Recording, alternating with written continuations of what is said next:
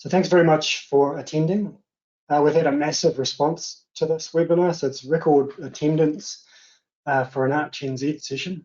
We have over 90 registrations, and I can see the majority of you are online now, which is fantastic. We've obviously struck a chord with the title, Drone Photogrammetry versus Drone LiDAR.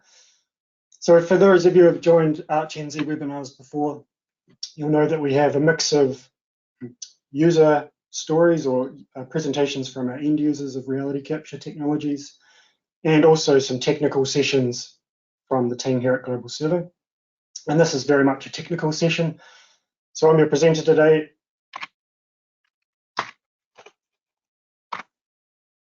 And I'm going to be talking about drones, and drones for surveying in particular. So you'll know from the past we've focused a lot on in our reality capture portfolio on laser scanning, both terrestrial and mobile based. And what you might not know is we also are in the drone world, and particularly in the drone mapping and surveying space. So we're authorized resellers of the DJI drones in New Zealand. And if I share this first slide, what sets us apart from others, I guess, in the market here is we're really focused on survey quality deliverables, right through from flight planning, execution, post-processing and deliverable. We try to address those pain points which our customers are dealing with when it comes to getting drone data in the right spot on the Earth, in the right coordinate system, the right height datum, the quality assurance processes to make sure that that data is correct and is in the right spot. And then software solutions which deal with the data management and the delivery issues with this reality capture style data, and how you can extract value out of this data and add value to your customers' goals. So we do that with a combination, to a turnkey solution with software and hardware, and that really begins with a consultation with the customer and find out exactly what they're trying to achieve. Because as you'll learn, and the main goal of this presentation is there's no right or there's no good and bad drone data. It's essentially what is fit for purpose and what problem you're trying to solve. So today we're going to start off by looking at the test bed for this site, so how we captured the data and how we controlled the data and benchmarked the data.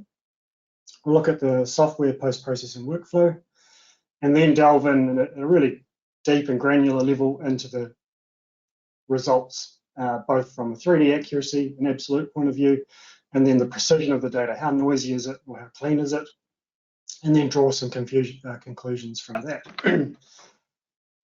So we're going to explain to begin with what this is and isn't as a presentation. So we're not looking, there's obviously a really broad range of photogrammetric sensors available, so RGB cameras, and in the LiDAR space, there's obviously a range of LiDARs from entry level to top of the line.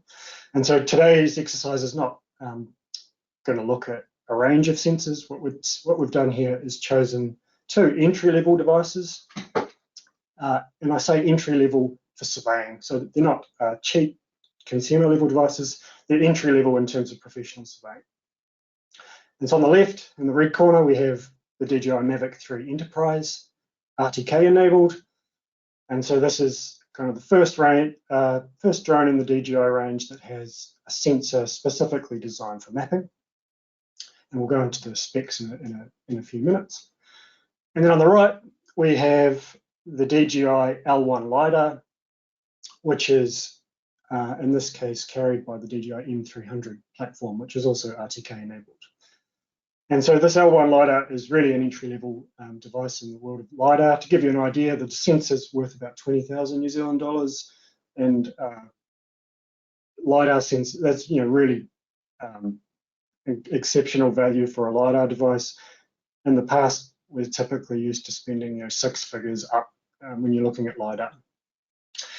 So to benchmark the performance of these 2 drones and the associated software workflows, we've picked a site which those in Canterbury will be well aware of as the Horswell Quarry.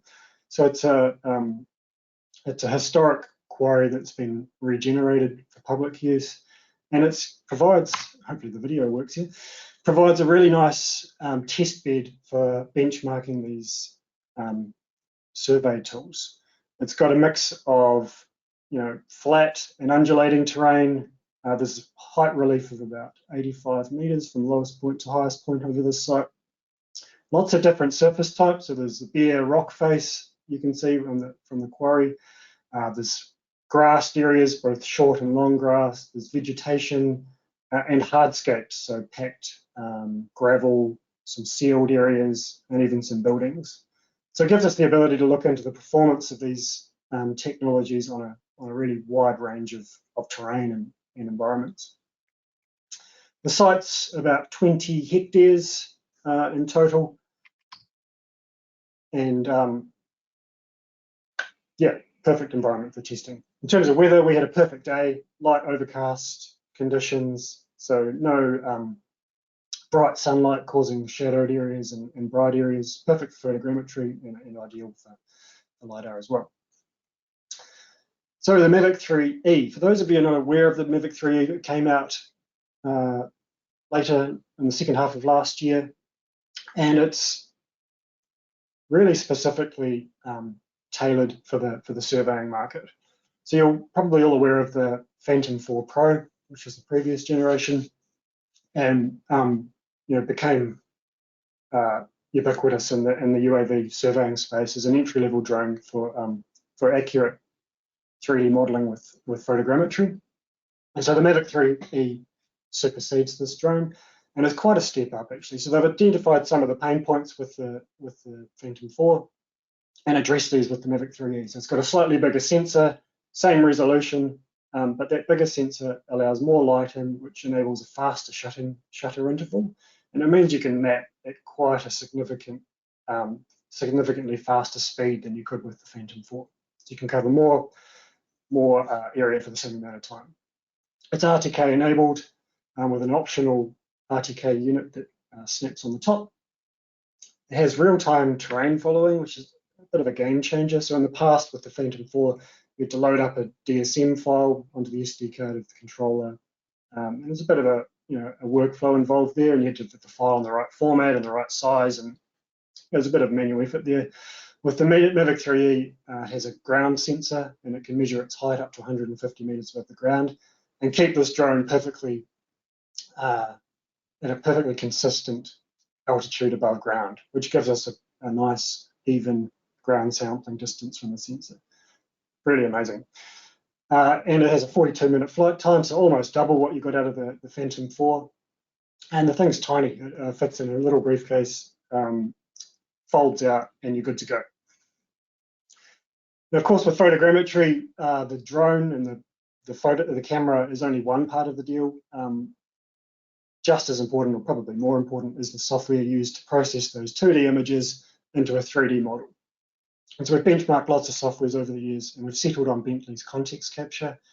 We think it provides the best performance in terms of speed and turnaround of outputs, and also just really crisp, clean, amazing reality models out the other end. In the blue corner, we've got the M300 L1 LiDAR combination. So the L1 integrates a LiVux LiDAR module, a high accuracy inertial measurement unit, and an RGB camera all in the one housing.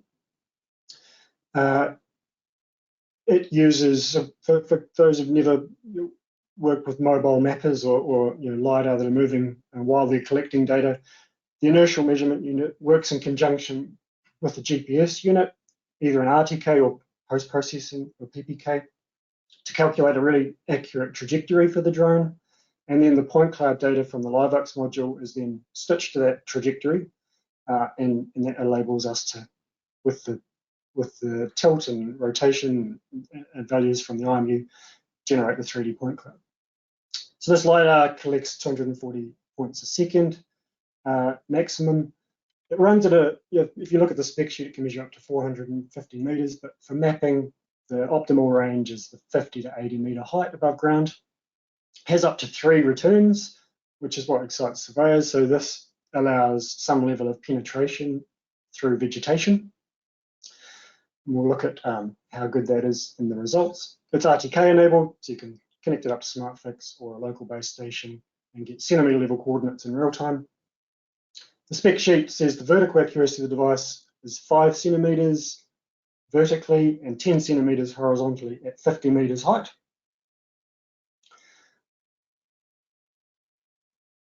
And we'll verify that with our control system.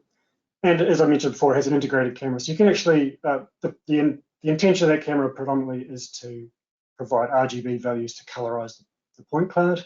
But you can also run dedicated photogrammetry missions and use that sensor for photogrammetry. It's the equivalent sensor that you're used to with the Phantom 4 Pro system. The whole thing comes in really lightweight for a LiDAR system. The drone, 2 batteries in the LiDAR at well under 10 kilograms, 7 kilograms. It has an amazing 38-minute flight time with this payload. So, as I mentioned, they're both RTK drones. The way we've set it up for this site is connected the controller to the internet via a hotspot on our phone. And the way the system works, the drone gives its position down to the controller sends that position to our SmartFix server. For those of you who don't know SmartFix, that's New Zealand's most dense in network RTK network. So we've got more than 140 stations covering the country. And the beauty of connecting your DJI drone directly to SmartFix is that you get NZ-GD2000 coordinates straight off the bat. So the drone position sent to SmartFix, SmartFix sends back an NZ-GD2000 coordinate of the nearest base station automatically. And on the Mavic, the photos centers are tagged in real time with those NZ-GD2000 coordinates.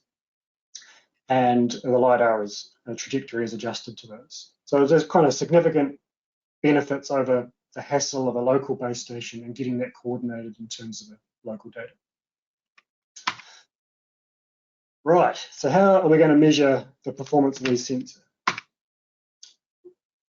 The most typical way for those of you who've used photogrammetry in the past to verify and control the accuracy of drone data is to measure ground control points. So these ground control points are visible in the imagery and they're coordinated with an independent means. In this case, we've used the Leica GS18T tilt rover and again connected to SmartFix, so we're in the same coordinate system. And I've distributed these control points, 12 of them in total. Actually, if there's 10 here, I'll explain why there's only why there were 12 put on the ground and we only used 10.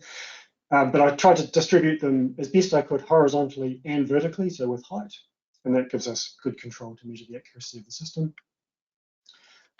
For the LiDAR, you need much bigger sized targets than we're used to with photogrammetry, and you'll see why later. When you look at the intensity returns and the density of the data from the LiDAR, you're not going to get away with small targets that you're used to with photogrammetry. So I put 3 1 meter black and white targets out.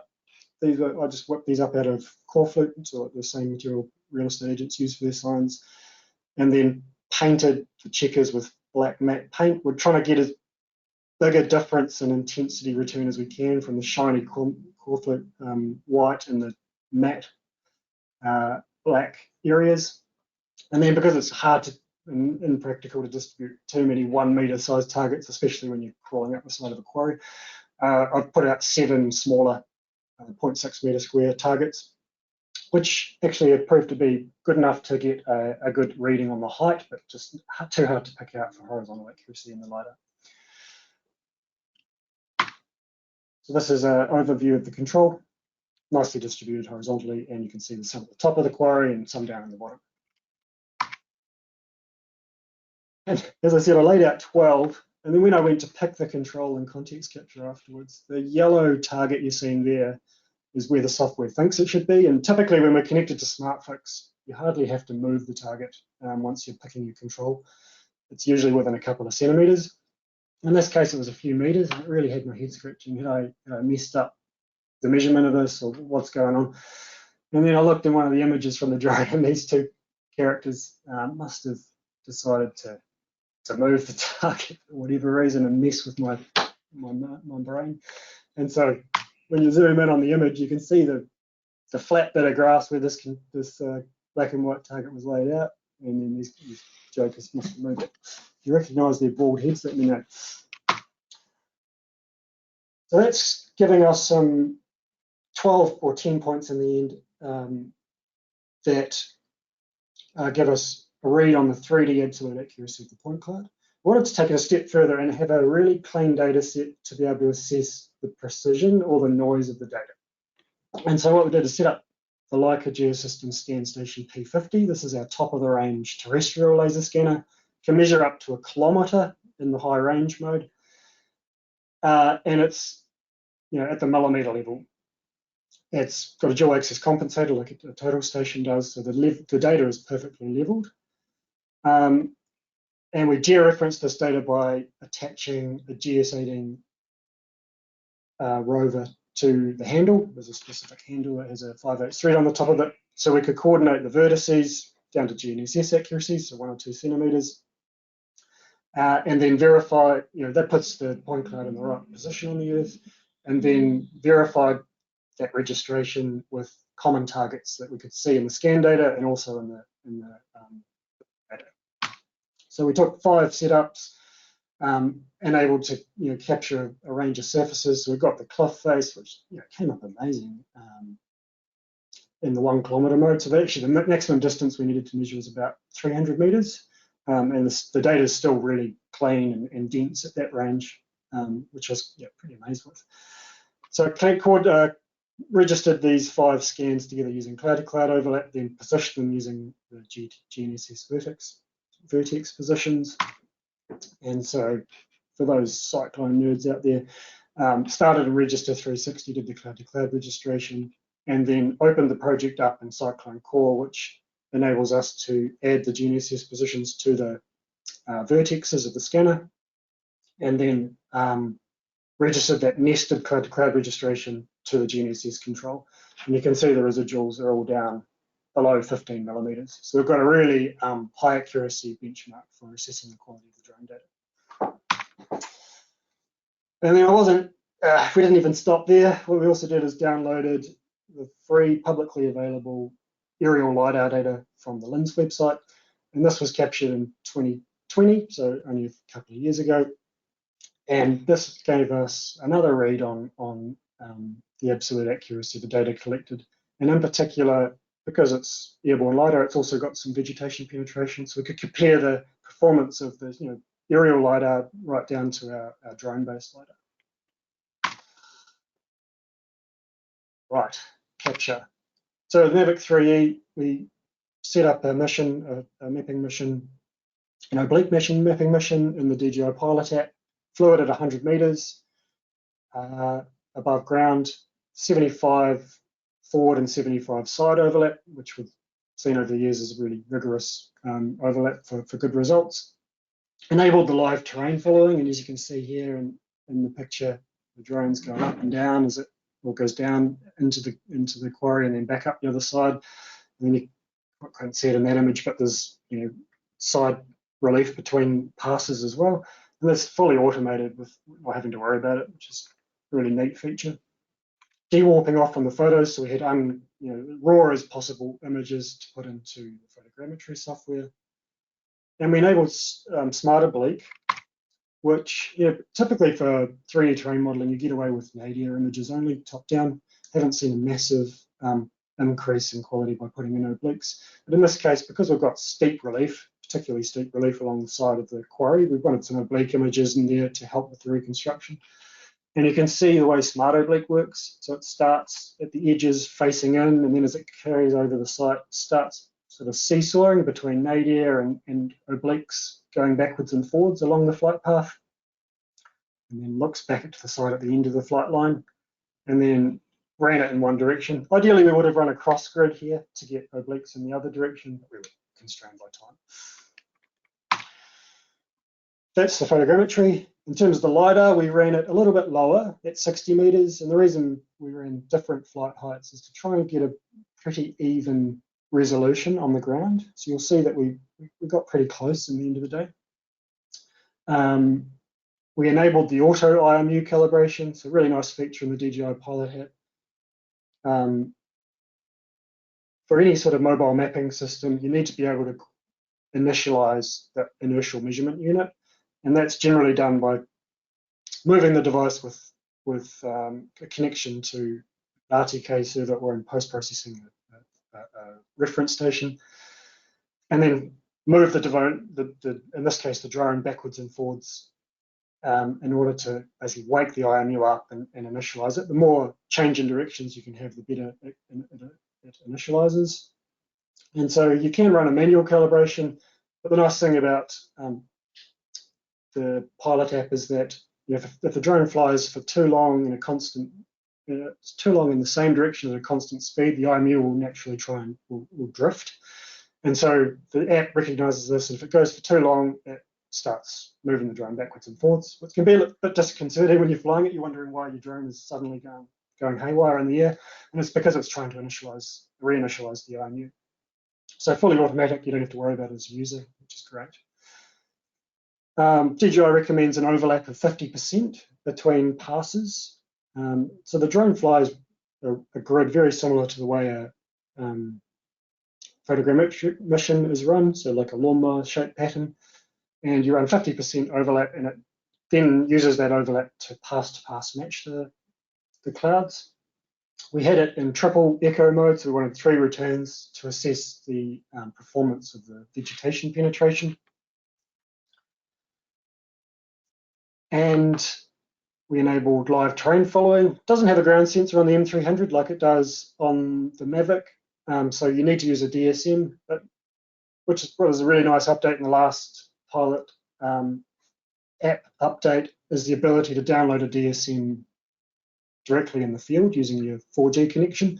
So no more messing around with the preparation of DSM files.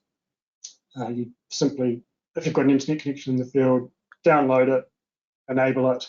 It's only at a 30-meter resolution, so it's not going to give you, really high accuracy terrain following, but good enough to get pretty good consistent resolution over the ground.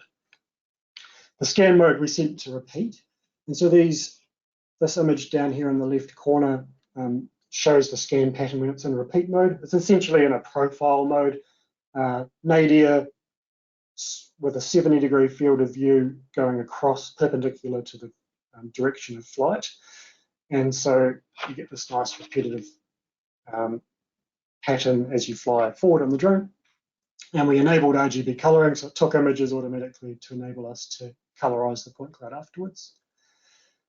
So that was a fully automated mapping mission. We then ran a second flight just using manual control, where we wanted to get a really good view of the steep rock face on the side of the quarry, which might have struggled to pick up with the nadir automated mission top down. So we flew 3 passes, about 50 meters off the cliff face, put the drone in the air, and then manually set the oblique angle of the LiDAR, so you can control that in the app. So we're facing directly at the cliff face, and then ran 1 room across carefully, flying as slowly as we could. Raised the drone maybe 10 meters, went back, raised the drone another 10 meters and went back. So we had 3 passes at different heights along the cliff face, and that gave us a really good view of the cliff. In that mode, in the manual mode, you generally fly a non-repetitive scan pattern, which gives you this pretty looking pattern at the bottom here. So it's fanning out the data in both directions, both the zenith and azimuth, which makes it easier to capture complete data when you're in a manual flight. And we enabled RGB coloring again with a 3-second shooting interval to colorize the point cloud. So how long did it take? The Mavic 3E at that 100-meter altitude, single 10-minute flight, 762 photos captured, about 10 gig of raw data. That's when you add up the images and the navigation files stored. In comparison, the L1 LiDAR is about a 30-minute flight, and that includes the takeoff, the IMU calibration at the beginning, and all the calibrations it does during flight. And that collected, interestingly, about the same amount of raw data. So a little bit less at 9 gigabytes and that included the LiDAR data, the 129 images used for the colorization and the navigation files. You can see very quickly that you can't use the LiDAR mission for photogrammetry. You're just not going to have enough images. You can run the L1 LiDAR as a specific photogrammetry mission if you wanted to. So that manual flight took 8 minutes and collected another 2 gig of data. So I'm going to give awards because we're trying to compare these two head to head. And so data capture simpler and quicker with the M3E. Right, come back to the office. We've got our data off the SD cards and we want to process it. So just obviously the performance, like especially when it comes to time, metrics is really dependent on the PC hardware you've got at your disposal.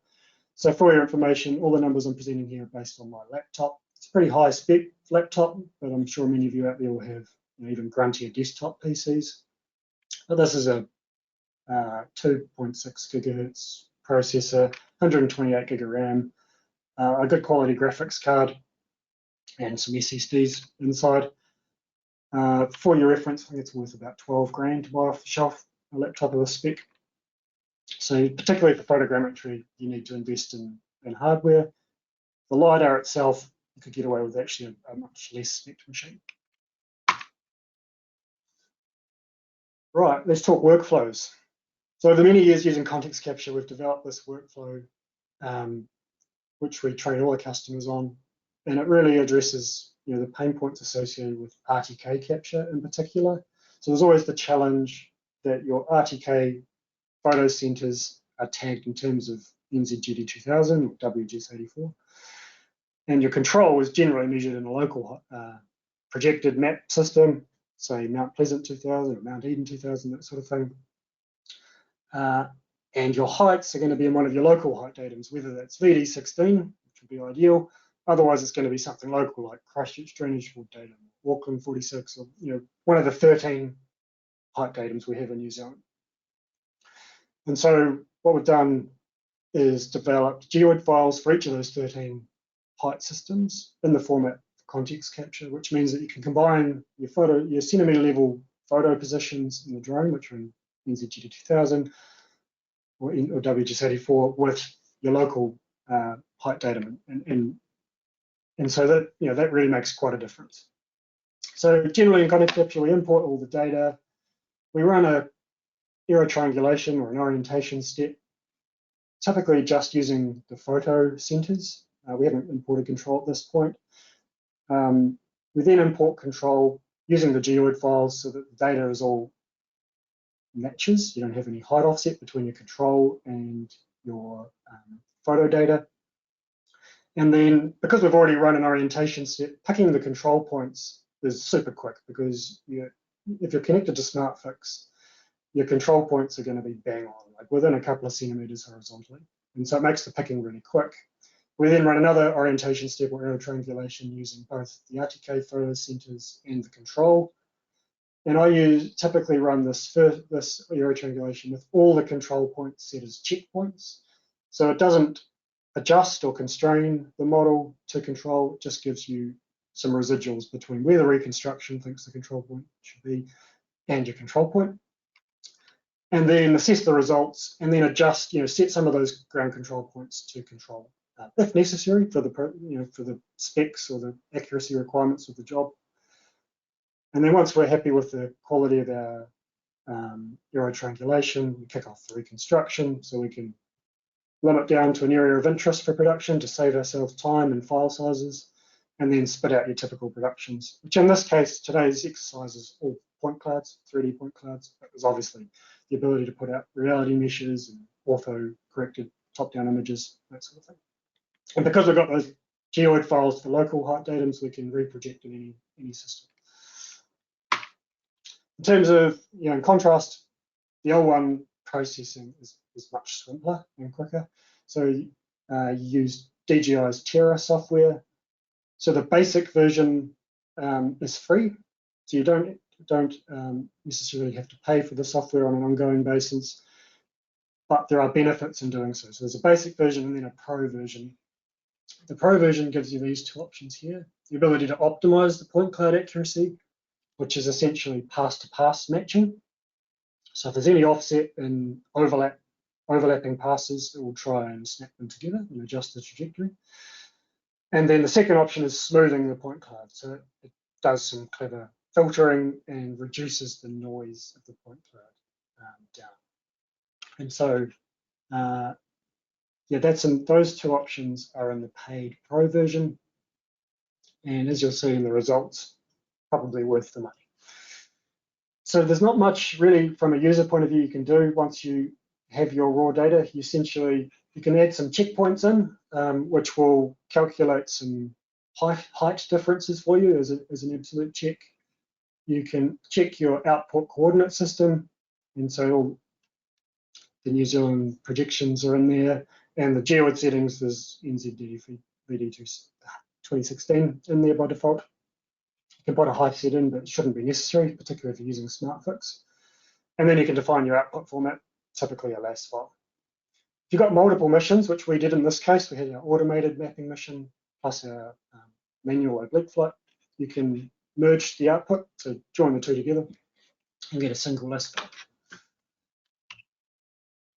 So here's some metrics on the time this took. On the left, we've got the photogrammetry work through context capture. So the first AT, just using the accurate RTK photo centers, took 24 minutes for the 700 odd photos. Then it took me maybe 20 minutes. I didn't actually time it, but it took about 20 minutes for me to pick those 10 control points. Ran that second AT, and obviously the second one is much quicker than the first one because it doesn't have to go through and match all the key tie points and all that sort of thing. It's just looking at the control. Then looked at the results of the checkpoints, and then chose to constrain 4 of them as control, just to make sure to give us as best as possible 3D accuracy for the comparison with the LiDAR. That took another 7 minutes, and then kicked off the reconstruction and the export of the LAS file point cloud. That took 4 hours. So all up, about 5 hours to take the raw 2D images through to a 3D point cloud in LAS format it was. In that time, maybe half an hour of manual person time sitting in front of a PC. The rest of it's just machine time. On the right-hand side, you've got the LiDAR workflow. So although the quality report that DJI Terra spits out at the end separates how long each of the steps took, this is a one-click process. So you set up your parameters, which takes less than 5 minutes, and you push go. So in terms of person time sitting in front of the PC, it's like less than 5 minutes, and super quick actually to process. So for the half-hour flight, basically took half an hour to spit out that LAS file. So in terms of post-processing, clearly simpler and quicker for the LiDAR data over the photogrammetry software. So if you're looking for quick turnaround and results, definitely something to consider. Now, anyone who's worked in the reality capture space knows that data management becomes a key thing. You collect gigabytes and gigabytes of data. So interesting to look at project sizes and also the sizes of the deliverables delivered by the software.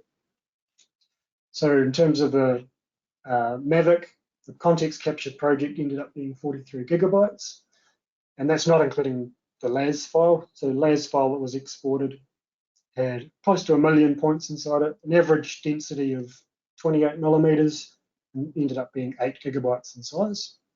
So if you add those two up, we're about 50 gigabytes. On the right, the LiDAR project size was less than half the photogrammetry project. The LAS file, interesting, so DJI Terra doesn't do the LAS compression, so it's just LAS, which is less efficient, going to be bigger file sizes. Collected quite a lot, quite a third maybe of the points that were generated in a context capture, but the average density was just a smidgen sparser than the photogrammetry. So we had an average point spacing of 37 millimeters versus 28. So we aimed for something similar, and we got pretty close. Interestingly, the file's 10 gigabytes. So for a third of the number of points, the file is roughly the same, a little bit more than the context capture output. So one reason for that is the layers compression from context capture is more efficient. The other reason is I think there's a lot more metadata in the layers file from the LiDAR data. I assume there's points in there for the returns and things like that, which are not associated with photogrammetry. So in terms of awarding a winner, I don't know, hard to say. You could, overall data size is much less with DJI Terra, but the end deliverable which you might be delivering to your client, or you might be taking into Cyclone 3D or another software for extraction, is actually a little bit smaller from context capture, so could go either way. Give it first equal. Right. Results. This is what you're all here for, I assume. So look at the 3D checkpoints. So these are the black and white targets out on the ground. Context capture, the first AT, this is 10 checkpoints. So none of them set as control points. This is raw reconstruction versus GPS GS18 measurements. And it's really good. As I mentioned, you get within a couple of centimeters horizontally off the bat, and vertically 50 mil. So without any adjustment to control, this is usable data for many applications.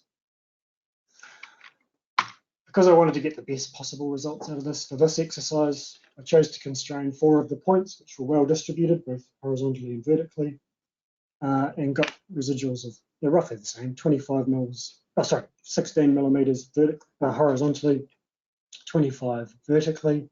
And then I left the other 6 points as checkpoints. And we always recommend this because photogrammetry software will typically distort your model to fit your control infinitely. So even if you've got a gross error in your control, I've often seen the software force the reconstruction down to that control. So the only way to really verify independently that your point cloud is at a certain accuracy is to leave some checkpoints unconstrained, and it gives you a real read on the 3D accuracy of your point cloud. And so pleasingly, less than 20 mils horizontally, less than 40 mils vertically, which is about what we would expect. Most photogrammetry software specify the accuracy in terms of the ground sampling distance. So they say 2 to 3 times your ground sampling distance in 3D accuracy. Our ground sampling distance was 27 millimeters, and so this is actually better than the spec. In terms of the LiDAR, so the DJI Terra software spits out this table automatically. So you load up your ground control points before you push process, and it gives you an altitude difference between the LiDAR and the GPS point. I'm not exactly sure how it picks the point in the cloud, because as you'll see later on, there's a thickness to the DJI L1 LiDAR, there's noise level. So I'm assuming it averages that and picks a point in the middle. And I was really pleasantly surprised to see how good that difference is. So this is unadjusted, straight off SmartFix. And yeah, 30 mil in height, pretty impressive. Much better than the spec of 50. And then, so that was with those checkpoint. Oh yeah, I should have mentioned up here. So this is with the Terra Basic. So I ran one processing without those advanced options ticked, the optimized point cloud and the noise smoothing. So I got 33 millimeters using the basic free version of Terra. I then ran it a second time with the Pro, the point cloud accuracy, yes, point cloud smoothing, yes. It actually got slightly worse results. So it was 33 mil versus 35. I mean, it's not statistically significantly different, but interesting nonetheless. I then went a step further and I wanted to look to see if we could assess the horizontal quality of the point cloud using our ground control. So these are images out of the photogrammetry mission showing our 3 1 meter by 1 meter black and white targets.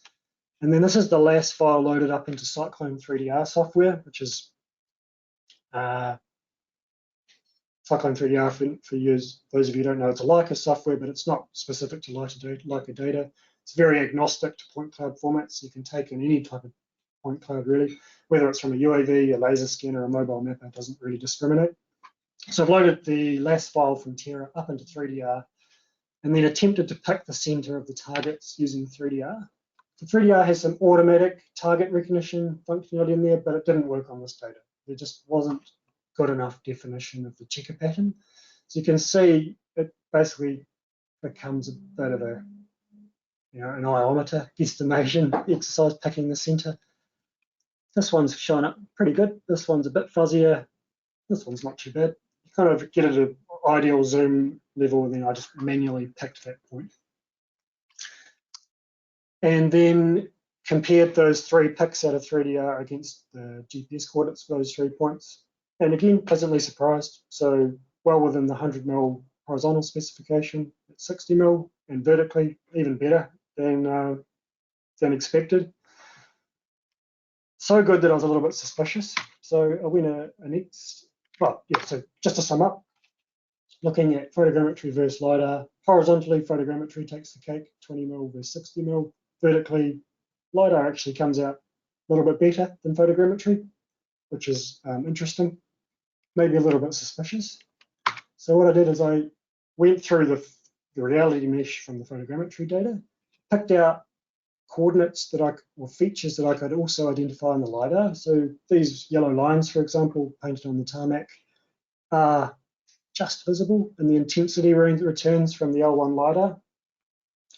And so I picked the corner here and here, end of an arrow was visible in the intensity, the top point of a roof, of a concrete platform, another concrete platform, came out really nice. So anywhere you can get really differentiated intensity returns, so from this concrete surface versus grass, quite easy to pick in 3DR.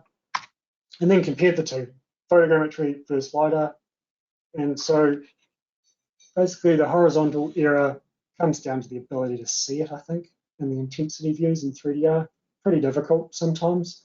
So yeah, we're back at that sort of 100mm horizontal level that's stated in the spec sheet. Vertically, compare really well, less than 50 mils. So yeah, pleasantly surprised with that vertical accuracy achievable from both systems.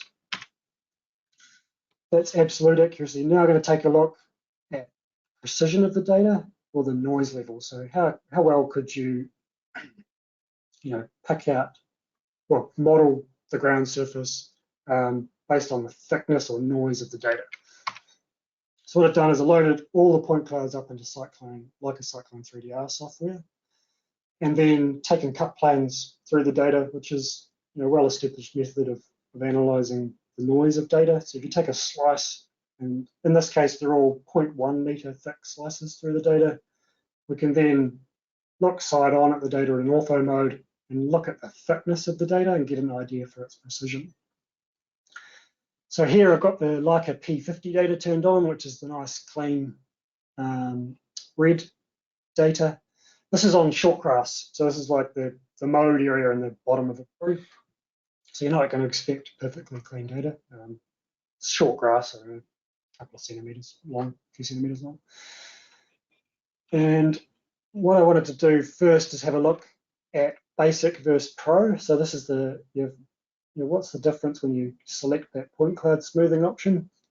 And you can see it's significant. So with the basic free module of DJI Terra, you're getting the purple line, which is got a real thickness to it. As soon as you enable the pro options, you get down to a much cleaner line. So if precision is what you're after, definitely worth investing in the subscription to the pro version of Terra. What was interesting is that in a number of places I saw some offsets between the passes.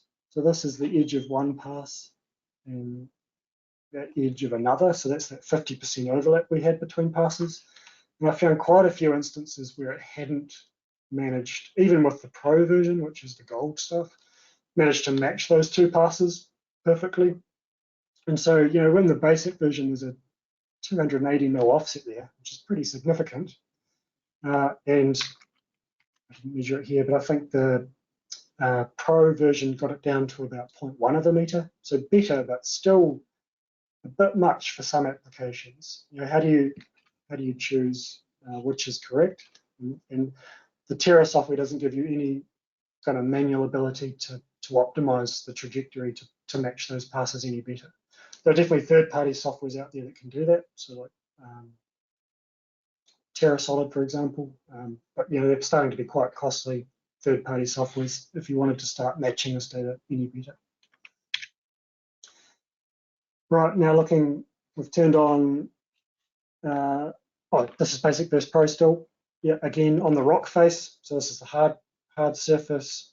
We've got 0.5 meter in this case from the basic version, and then the optimized Pro version is much thinner, down to 0.1 meter noise. So you've got 100 mils of noise from the LiDAR there on a rock.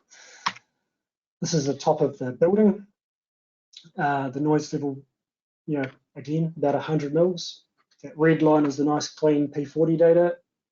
And then you've got about 100 mils in the basic and about 50 mils in the Pro version on that roof surface, so much better.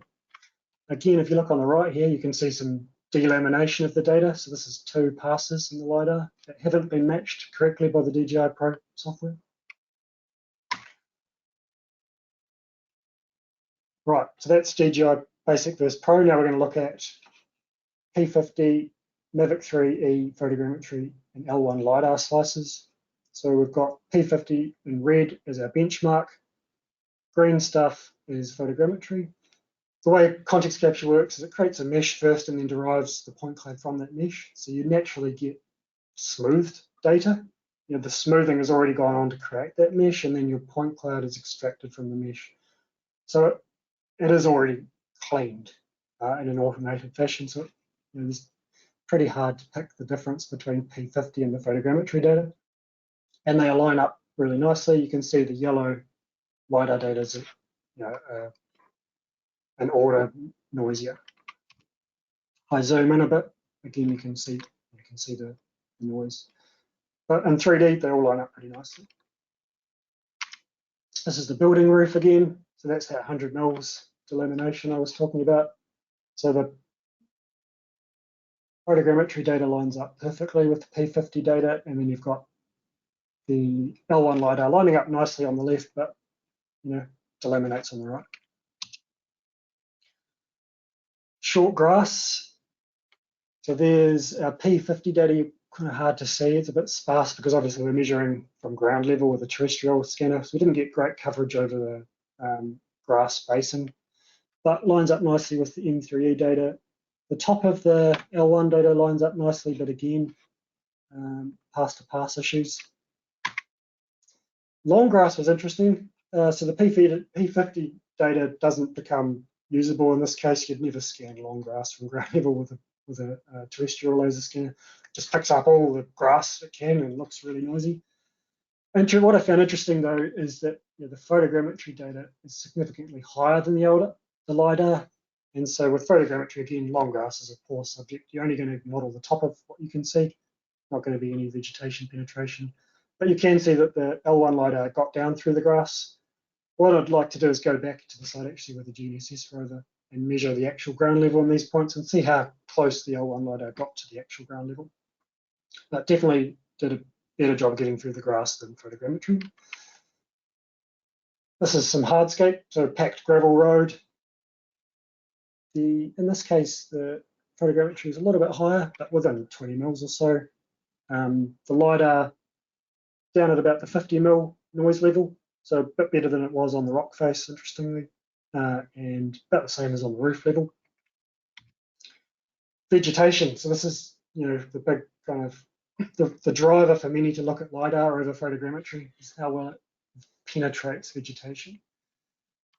And it was pretty hit and miss. So there's a variety of vegetation there at the quarry, most of it being pretty dense New Zealand native bush, which LiDAR struggles with. It's a light technology at the end of the day. If light can't get through the foliage, then LiDAR's not going to get through either. So you can see in some cases there's nothing. And here I've turned on the lens data. Yes, I have. Yeah, lens data is the blue.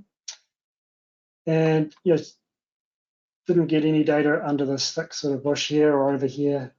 You can see the lens data did pop through a little bit. And this is airborne data taken from a plane way up high. But we got bits and pieces from the L1 LiDAR. Another example here, interestingly, the free, openly, publicly available LiDAR data is actually more complete, more vegetation penetration than the L1 system.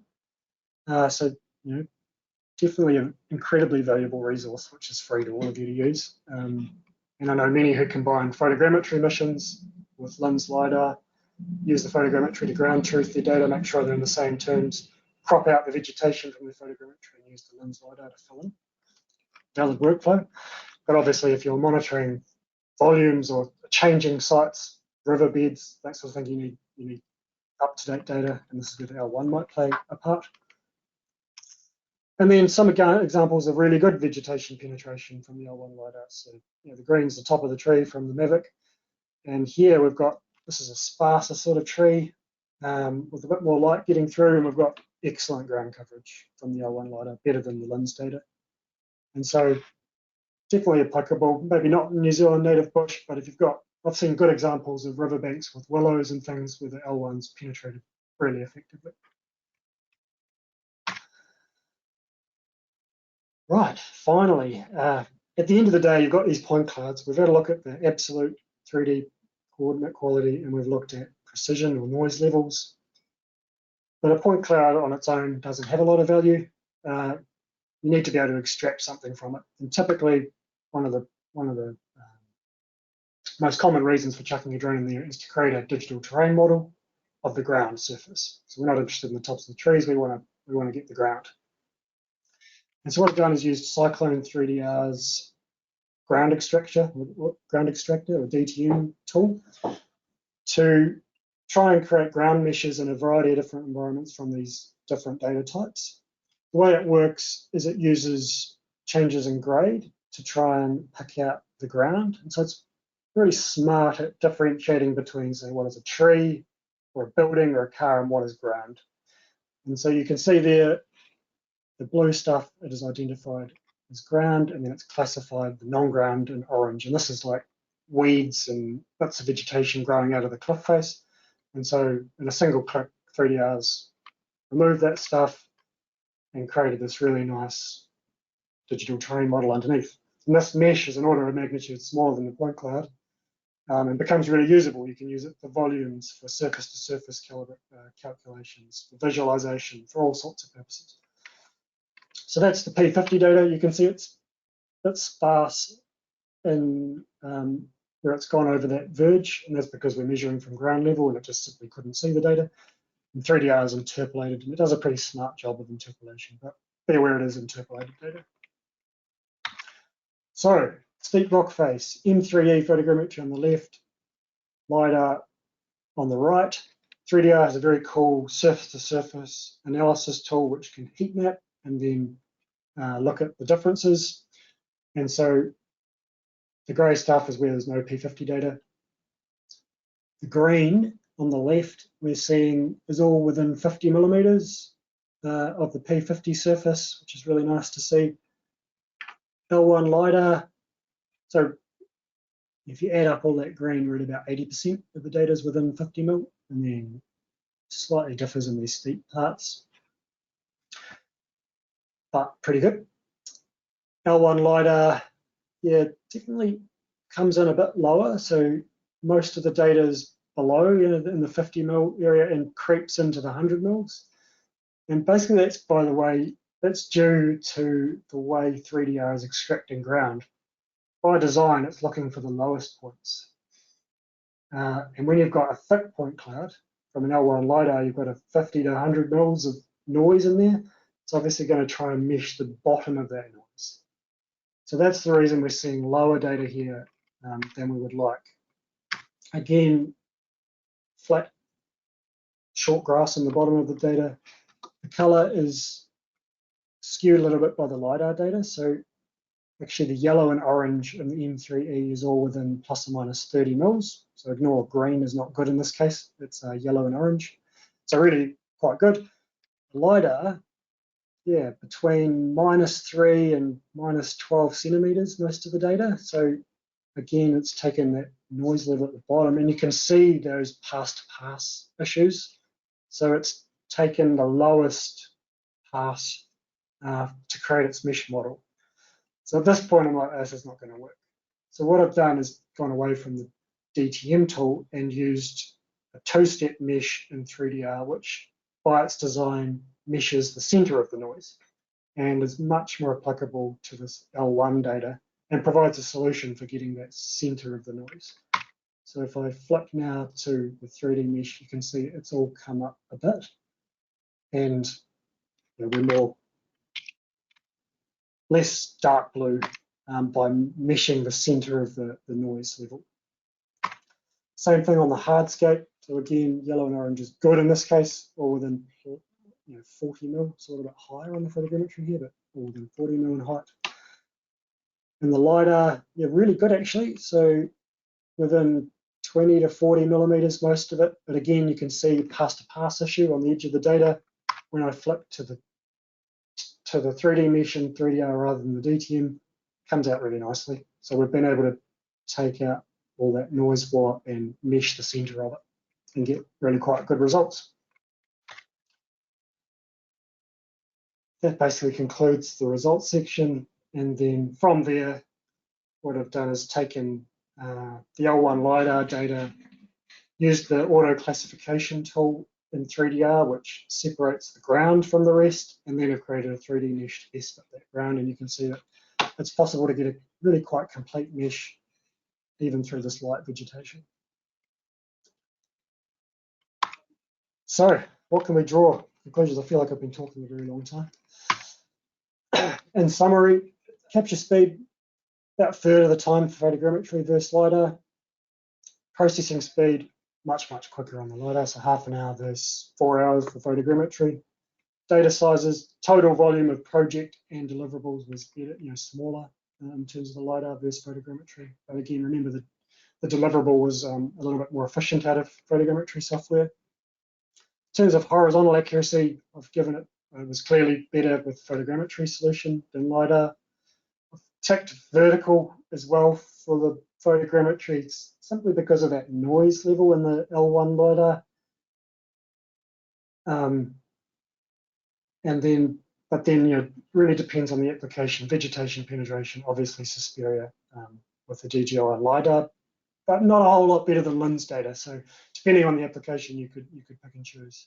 I guess what this says is it's not one is better than the other, but that they have quite different applications. And so, when you're choosing a system, talk to us and we can talk through what your requirements are, what you are trying to achieve, and then you can choose whether photogrammetry or LiDAR is the best option. One's not better than the other, they just have very different applications.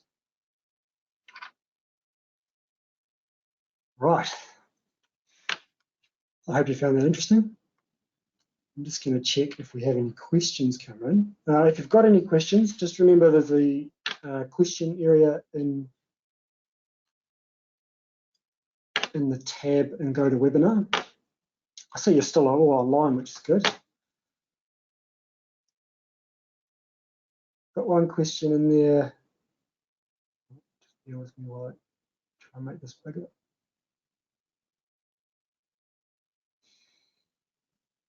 Can you comment on the appropriate RTK baseline length for SmartFix? So for the LiDAR, DJI recommends within 10 kilometers. So it's not really dependent on SmartFix, more dependent on your distance to a base station, whether it was local or SmartFix. SmartFix is probably going to give you better, especially if you're using network corrections and in an area where we have dense networks. So in urban areas around Auckland, Wellington, Christchurch, we've got lots of stations. You might be able to push that a bit more. The official recommendations is 10K for the LiDAR. For photogrammetry, depends on your accuracy requirements. So there's still a part per million error with SmartFix, but it is reduced by using network corrections. I think you could push it out. If you're using, it's 0.5 parts per million, so you could definitely go more than 10K. Says, can you get a DSM without being connected to the net? Yes, but you'd have to manually load that up. So if you've if you've got a DSM from your Office software, or you've downloaded it from LINS or wherever your source is, of course, you can manually load it up with an SD card. But if you're in the field without anything, it's nice to be able to connect to the internet and then download that DSM. 3 returns on the LiDAR. How well does the 3 returns penetrate? Well, hopefully I've answered that question already. Yeah, it really depends on the type of foliage. So really dense native bush, no chance, basically. But if you've got a bit of light getting through, yeah, it does a pretty good job in some areas. Geez, we've got heaps of questions here. Do you think there'll be much difference introduced by the 2 different model of drone? Good question. I guess that's in reference to stability of the system. I mean, at the end of the day, the drone is just a carrier for the sensor. Both the Mavic 3 and the M300 have amazing stability, even in quite windy conditions. So I don't think so. It really comes down to the quality of the sensor more than the drone. The drone's carrier, and both these drones have amazing flight times and amazing stability in the air. Yeah. Did you do a traditional survey, GPS or TPS of the survey to measure the absolute? So didn't do a full topo survey. Unfortunately, don't have the time. But yeah, it was just measuring those checkpoints, so the 10 checkpoints to give us spot checks on the 3D accuracy, which all came in really good, and then slicing through the data gives us, really detailed analysis on how well everything matches, and you saw they all line up really nicely, with the exception of those pass-to-pass issues in the L1.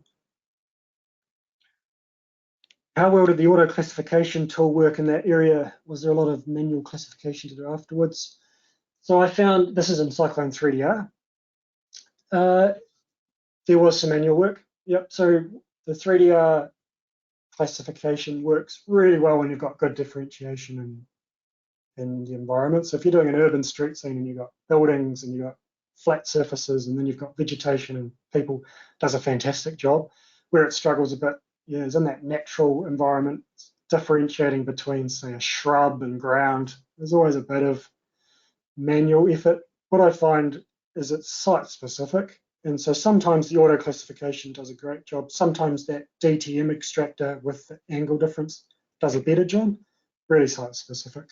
I found on this site, the DTM tool did a better job for the photogrammetry, but for the LiDAR, because of the thickness of the data, I didn't want to start extracting the bottom of the LiDAR points, I wanted the middle. So I needed to manually clean up the classification to get a nice ground surface first.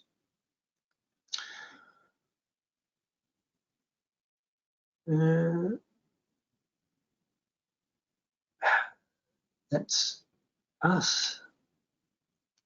Oh, yeah, one more question. Can DJI Terra reproject into New Zealand's local coordinate systems? Yes, but not by default. So it's delivered with just the NZGDVD 2016 file, but all you need are GeoTIFF raster files to reproject, and we have those, so we can provide those to global servo customers. Just get in touch.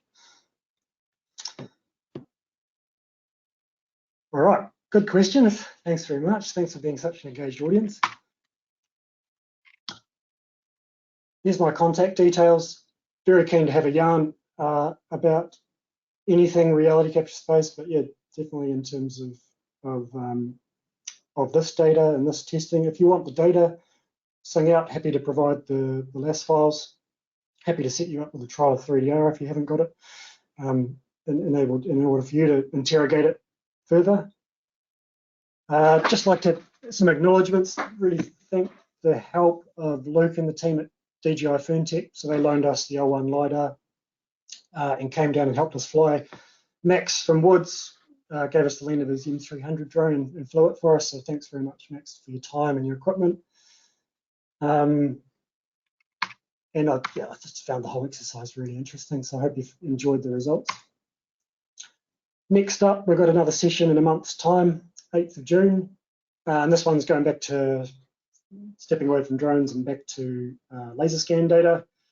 Kirsty and I are going to work through some tips and tricks using predominantly Register 360 software. So for you terrestrial laser scanners out there, we're going to go through some best practice workflows in Register 360, tips and tricks to get optimal registration results, and how to QA that data with a fine tooth comb.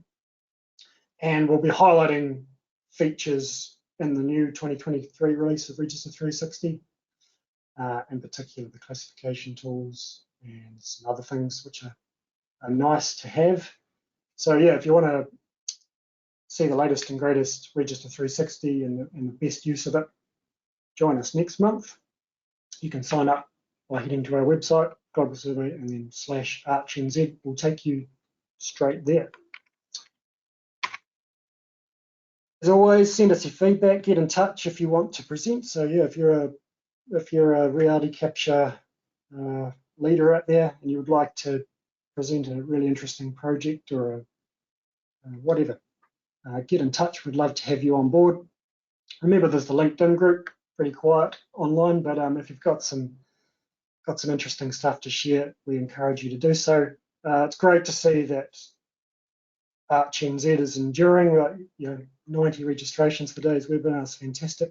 Great to see you're still engaged. So yeah, get in touch if you'd like to be part of it.